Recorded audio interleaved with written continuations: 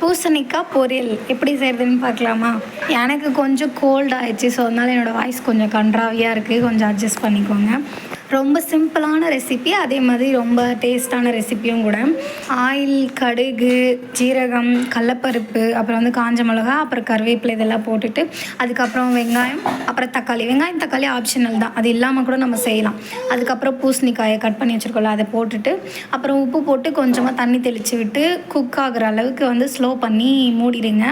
கொஞ்சம் அப்புறம் திறந்து கொஞ்சம் கிளறி விடுங்க. ஏன்னா அடி பிடிச்சிக்கும், நம்ம வந்து தண்ணி ஊற்றலை இல்லையா, அதனால வந்து அடி பிடிச்சிக்கும். ஓப்பன் பண்ணி கிளறி விட்டுட்டு லாஸ்ட்டாக கொத்தமல்லி போட்டு இறக்கிடலாம். சூப்பராக இருக்கும். இதை வந்து நீங்கள் சைட் டிஷ்ஷாகவும் யூஸ் பண்ணிக்கலாம், மெயின் டிஷ்ஷாகவும் யூஸ் பண்ணிக்கலாம்.